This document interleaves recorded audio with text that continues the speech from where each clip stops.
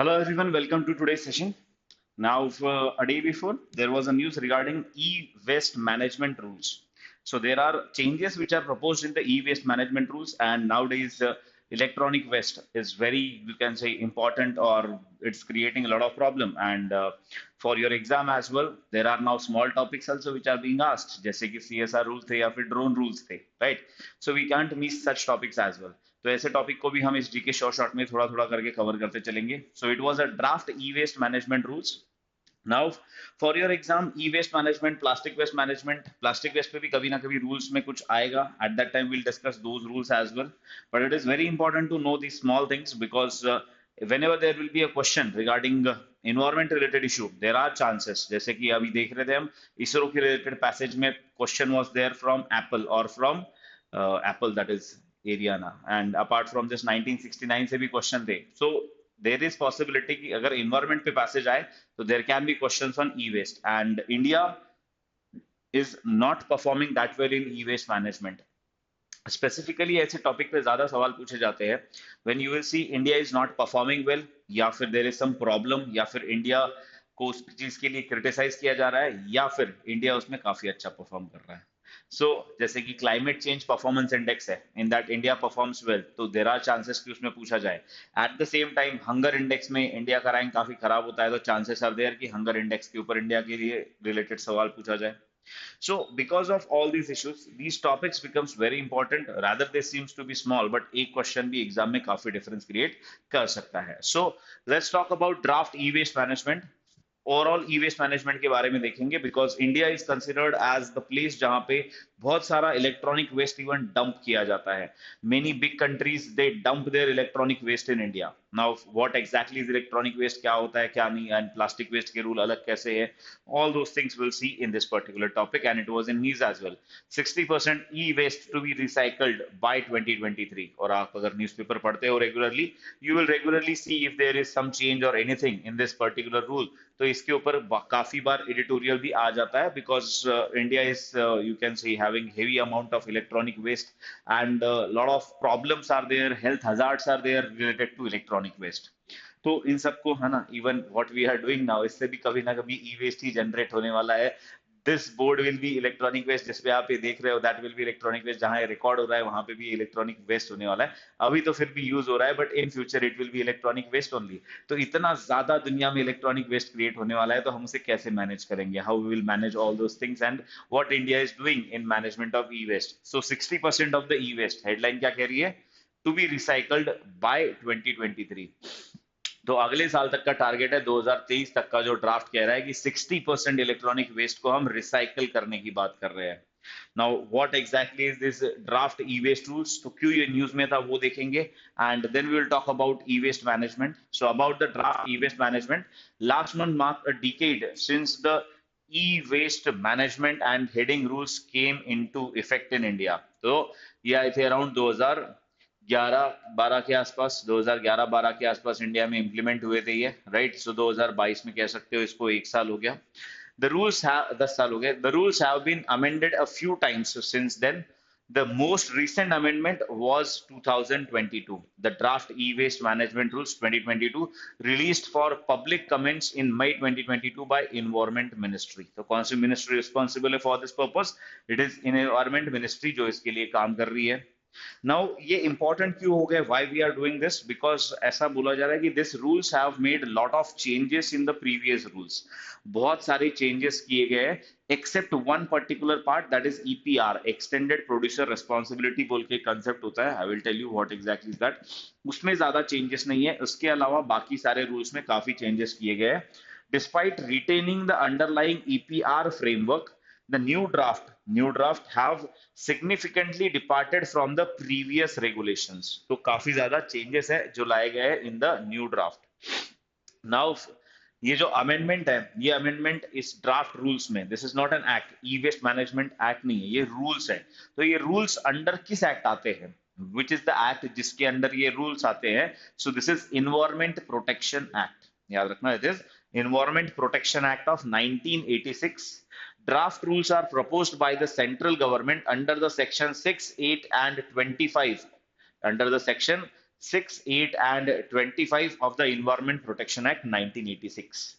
जब ये रूल्स बोले गए, after that though these rules were open for the public comments, लोगों के कमेंट्स, लोग क्या चाहते हैं, सही है गलत है, ये rules were open for the public comments and you can say for public publication in the official gazette में आने के बाद 60 days, so this also you should remember, 60 दिन तक आपको अगर कुछ आपत्ति है तो आप ये बता सकते हो उसके ऊपर।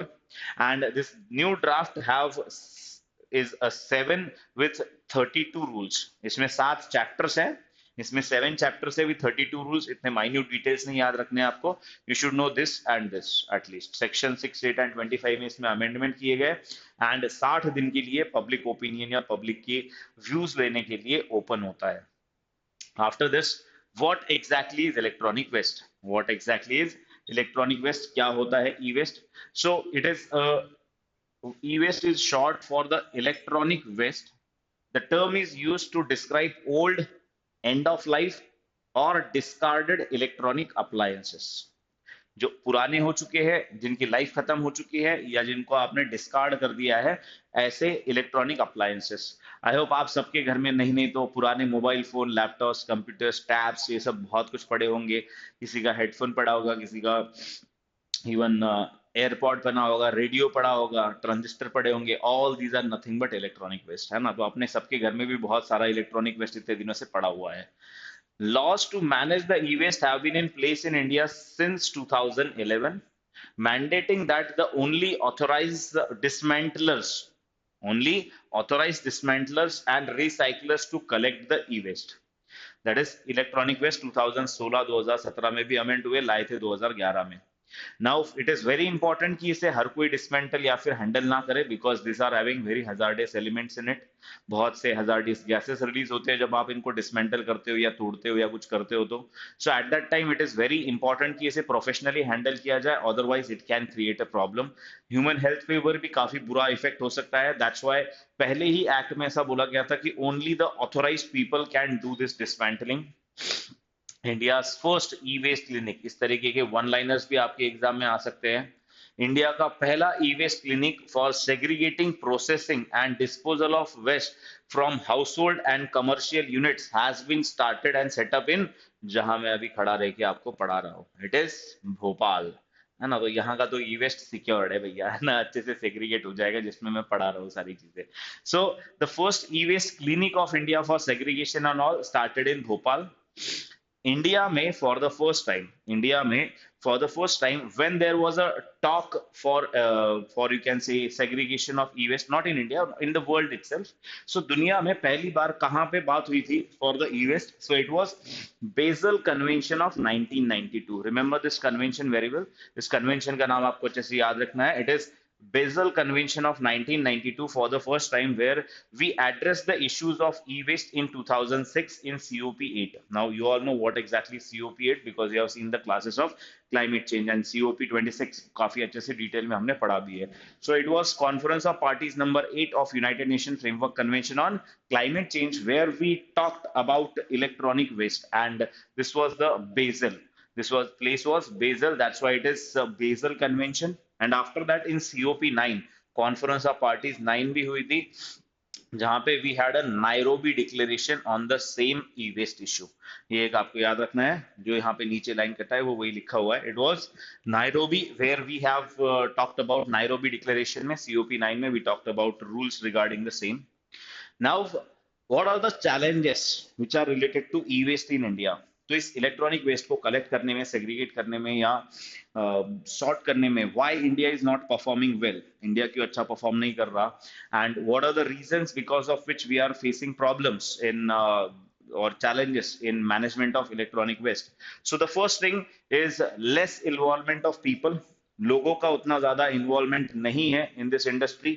आपने भी आपके घर में बहुत सारा ई वेस्ट जमा करके रखा है, किसी के भी हाथ से अपना पुराना मोबाइल जाता नहीं है, छूटता नहीं है ना?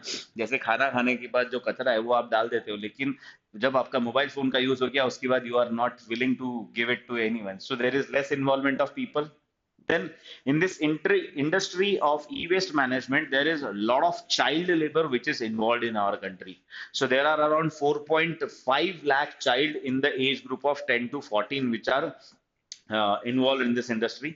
नाउ इसका रीजन ये है कि because in this electronic waste जो इसको सेग्रीगेट करने के लिए चाहिए, तो छोटे हाथ जो होते हैं, छोटे फिंगर्स जो होते हैं, इट इज वेरी इजी, तो उसकी वजह से ही इसमें रखा जाता है। सेम इज द सिचुएशन, अगर आपको थोड़ा बहुत पता हो तो मेघालय में there are rat hole mines, तो उसमें बच्चों की डेथ हो जाती है, बहुत बार हम सुनते हैं। तो रैट होल माइंस क्या होते हैं? There are small small mines जिसके अंदर बच्चे जाके अंदर से कोल निकाल के ला सकते हैं। सो दैट्स वाई वहां पे भी there is a high use of child labour, and same we can see in this industry as well, जहां पे ई वेस्ट मैनेजमेंट में बच्चों का यूज काफी ज्यादा हो रहा है। So there are around 4.5 lakh child labor in the age group of 10 to 14 which are involved in the e-waste industry. Then next is ineffective legislation. तो सेंट्रल लेवल पे फिर भी आप कह सकते हो थोड़े बहुत लॉस बन चुके हैं, but at the state level different states are performing differently, and there is a absence of any public law और information in most of the SPCB, state pollution control board. State के जो boards है वहां पे there are no particular laws which are made on this issue. Then there are lot of health hazards which are related to this. काफी सारे health related issues होते हैं। It contain over, जो इलेक्ट्रॉनिक वेस्ट होता है, it contains over 1000 toxic materials, और इसको you will be directly exposed if you are working in this industry without proper use of, you can say, health kits, या फिर जो भी uniform या किट जो पहनने होते हैं, if you do not use those, तो there is lot of health effects which can be there. Then government is also not that involve in this much. तो कोई अगर इसको ई वेस्ट मैनेजमेंट करना भी चाहे तो क्या ये बिजनेस प्रॉफिटेबल है, क्या सरकार आपको कुछ फायदा देती है? So there are no as such government incentive schemes for this, there are no as such incentive schemes for this. Then the biggest problem that India have कि हमारा देश तो इतना ई वेस्ट जनरेट नहीं करता, या फिर करता भी है, but still India is having very high amount of e waste. तो व्हाई दिस? तो जो बड़ी बड़ी कंट्रीज है, डेवलप्ड कंट्रीज है, they are not keeping their electronic waste in their own country. जो मैंने कहा था आपको कि हमारे देश को डंप यार्ड भी बोला जाता है फॉर इलेक्ट्रॉनिक वेस्ट, बिकॉज वो कंट्री को पता है, suppose there is a country say USA और say any European country, they know that कि इलेक्ट्रॉनिक वेस्ट का कोई फायदा नहीं है, उसको उठा के फेंक दो। जो भी लेगा उसके लिए ज्यादा हेडेक हो जाएगा, उनके यहाँ पे हेल्थ हजार्ड हो सकते हैं, उनके यहाँ पे डेंजरस हो सकता है ये। So what these countries do, in countries ने उठा के इलेक्ट्रॉनिक वेस्ट को एक एकदम सस्ते दाव में इंडिया में बेच दिया, एंड इंडियन पीपल बिलीव कि इसको खरीद के, इसको सेग्रीगेट कर से, इससे अच्छे प्रोडक्ट निकाल के we can get earn more money. And health तो क्या है, सेकेंडरी है ना, health and hazards are secondary in India, but पहला क्या है, पैसा बनाना हो सकता है। So India is becoming a dumping yard, India is becoming a dumping yard for this. So e waste imports, cross-border flow of e-waste equipment in India is around 80% of the e-waste in developed countries meant for recycling is sent to developing countries such as India, China, Ghana and Nigeria. तो ये जो European countries है या developed countries है, they are sending 80% of their electronic waste in countries like India. तो यहाँ पे इसकी वजह से काफी ज्यादा हेवी अमाउंट में e waste is there. Then there is reluctance of authorities invoked, there is lack of, you can say, coordination एक तरीके से कह सकते हो, between the various authorities which are responsible for e-waste management, like municipalities है, so वैसे कि there are different tiers ना, there is central government, then there is state government, then there is municipality, then there is panchayat, so there is no coordination between all this, क्योंकि at the ground level it will be a urban local body, municipality हो सकती है या फिर पंचायत हो सकती है, who are collecting the waste, और उनका एंड स्टेट का एंड सेंटर का कोऑर्डिनेशन नहीं है। And lastly, there are a lot of security implication. End life computers often contain sensitive personal information, bank account details, with which, if not deleted, leave opportunities for fraud. So there are a lot of security related threat also which are involved in this. Then what are these 2022 rules? ये 2022 के जो draft e waste management rules है, what are the changes which are brought in? तो ये कुछ factual चीजें हैं जो आपको याद रखनी होगी। अभी तक we in general talked about e waste management and the rules related to e waste. Now will talk about what exactly is given और what are the changes which are brought in the 2022 rules. So from 2022, or if these rules are implemented properly, electronic manufacturers and any business that generate e-waste will have to ensure at least 60% of their e-waste is collected and recycled by 2023। तो याद रखना there are continuously target change हो रहे हैं, कुछ 2023 के, कुछ 24 के, 25 के, तो आप देख सकते हो 60% 2023 में है, 70% 2024 में है एंड 80% 2025 में है। सो जस्ट रिमेंबर 160 इज 2023, क्योंकि हेडलाइन भी यही थी। 60% रिसाइकिल करना है 2023 से, उसके बाद हर साल आप 10-10% ऐड करते चले जाओ, 70% 2024, 80% 2025, right? So there is increasing target. Then prior to these rules, the rate of recycling was around 1%, which is now around 4 to 5%. तो हम कितना ग्रोथ एक्सपेक्ट कर रहे हैं? जो 5% था, है ना, जो 5% के आसपास था, पकड़ लो, राइट? 2022 या 2021 में we are completely making it, है ना, 15 into 15 कर रहे हैं, तो 4%, 4 to 5% से सीधा 15 for the 60% we are expecting. हम कितना क्या रहे हैं? 60% हो जाए। So this is very dynamic target that we are setting, है ना, dynamic target that we are setting and very optimistic target है हमारा कि हम इसको अचीव कर लेंगे। सो ऑप्टिमिस्टिकली हम कह रहे हैं कि we will achieve this target which is 15 times more with in a span of 1 year, एक साल के स्पैन में। The new draft rules could bring in a similar system to the Indian e-waste landscape. Companies would be required to get extended producer responsibility certificate from recyclers and refurbishers. Now, EPR क्या होता है? What exactly is extended producer responsibility? इसमें ऐसा कहा जाता है कि अगर आपके देश में if there is anyone who is producing electronic material, जैसे किसी कंपनी ने मोबाइल फोन बनाया है या फिर किसी ने लैपटॉप बनाया, किसी ने कुछ इलेक्ट्रॉनिक प्रोडक्ट बनाया, it is responsibility of that company, ये उस कंपनी की रिस्पॉन्सिबिलिटी होगी कि इसके बाद जो इलेक्ट्रॉनिक वेस्ट उनका जो जनरेट हो रहा है, they have to collect that waste. This is the extended responsibility of producer of e waste, कि इट इज आपकी रिस्पॉन्सिबिलिटी, अगर आपने 100 मोबाइल बनाया तो एटलीस्ट उसमें से सपोज 50% अगर रिस्पॉन्सिबिलिटी है, तो 50% मोबाइल आपको खुद रिसाइकल करवाने हैं। You have to recycle those 50% of the mobiles, this is your responsibility. आप उसको खत्म होने के बाद उसके एंड लाइफ में उसको कलेक्ट करो, उसको सेग्रीगेट करो, उसको आप चाहे खुद करो चाहे किसी और से करवाओ, but it should be done by the company who is producing it. तो सैमसंग ने अगर सपोज इंडिया में फैक्ट्री तो है नहीं, लेकिन सपोज कर लो सैमसंग ने इंडिया में फैक्ट्री लगा के कुछ प्रोडक्ट्स बनवाए, तो जितने भी मोबाइल इंडिया में वो बनाएंगे, जितना भी परसेंटेज बोला गया है ईपीआर में 50, 60, 70%, इनको they are responsible for at the end life it should be collected back and इसका रिसाइकलिंग किया जाए या इसको सही से मैनेज किया जाए। That is their responsibility and this is extended producer responsibility. तो प्रोड्यूसर की रिस्पॉन्सिबिलिटी सिर्फ प्रोडक्ट को बनाना नहीं, अब उनकी रिस्पॉन्सिबिलिटी एक्सटेंड हो चुकी है and for this they have to get the certificate also. अब इनको क्या बोला गया है?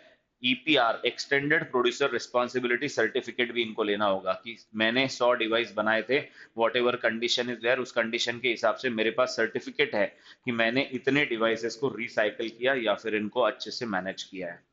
So this is extended producer responsibility, उसको कंटिन्यू किया गया है, that has been continued. Now what are the critical issues और you can say problems in this? So there is rapid technological advancement that is happening and e-waste जिस speed से बढ़ रहा है, हम उतने स्पीड से इसको मैनेज करने के लिए आगे नहीं बढ़ पा रहे हैं। That is one of the very important issue. There is rapid technological advancement and growing obsolescence rate of electronics and electrical goods. Apart from this, अगर बात करें इंडिया की, so the country has saddled with a huge toxic waste estimated to be more than 8 million tons, और 1 million का मतलब होता है 10 लाख, तो 80 लाख टन से ज्यादा, 80 लाख टन से ज्यादा ई वेस्ट हमारे देश में बना हुआ है। नाउ एक्सपर्ट्स जो है इस फील्ड के, वो क्या कहते हैं? ऑफ कोर्स ये जो हमारा, अगर आप 2022 का रूल देखोगे, उसको देख के भी कोई बोलेगा कि इट इज टू ऑप्टिमिस्टिक, है ना, ये अचीव होगा नहीं होगा वो आगे की बात है, देखा जाएगा। लेकिन यहाँ पे जो दिखाई दे रहा है on the face of it, it is very optimistic and very, है ना, अच्छा सोच के हमने इसको बनाया है, बस अचीव हो जाए तो काफी अच्छा रहेगा। So how effective these rules are going to and is industry ready to accept these rules? तो ये जो इलेक्ट्रॉनिक प्रोडक्ट बनाने वाली इंडस्ट्री है, दैट इलेक्ट्रॉनिक प्रोडक्ट बनाने वाली इंडस्ट्री क्या इसे एक्सेप्ट कर सकती है? Even if they accept, do they have that technology? क्या उनके पास वो टेक्नोलॉजिकल एडवांसमेंट, उनके पास वो चीजें हैं कि वो अपना ईपीआर पूरा कर सके, या फिर इंडिया में इतना इलेक्ट्रॉनिक वेस्ट रिसाइकल हो सके? क्या इतना टेक्नोलॉजी भी हमारे पास है? क्या इतना कैपेसिटी हमारे देश के पास है? क्योंकि अभी तो 5% होता है, आप कह रहे हो कि अगले एक साल में 60% करना है।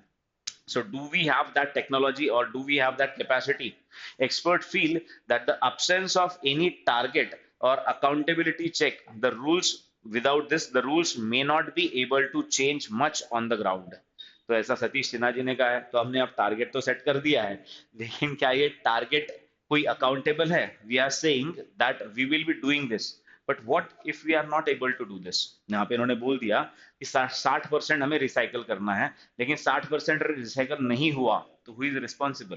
किसको पकड़ा जाएगा? क्या वो प्रोडक्ट बनाने वाली कंपनी को पकड़ा जाएगा, या फिर किसी म्यूनिसिपैलिटी को या स्टेट गवर्नमेंट को? किसको पकड़ा जाएगा अगर वो रूल कंप्लाई नहीं होते? तो आपने टारगेट तो दे दिया, लेकिन उसमें अकाउंटेबिलिटी लाना काफी इंपॉर्टेंट है। Without accountability there will be no use of these targets. तो यू कैन सी, इसमें अभी तक हमने जो भी पढ़ा, हमें कोई भी कहीं पे भी अकाउंटेबिलिटी वी कैन नॉट सी।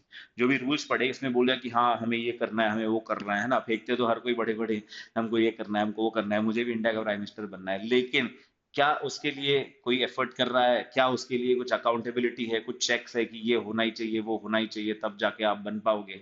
सो वैसी accountability we can not see in this rules, they are just rules कि ठीक है ये कर लो, वो कर लो, ऐसा कर लो। अकाउंटेबिलिटी उतनी ज्यादा कहीं पे दिखाई नहीं दे रही। The draft is not applicable. Now this is another important part कि ये ड्राफ्ट कहाँ अप्लाई नहीं होता है।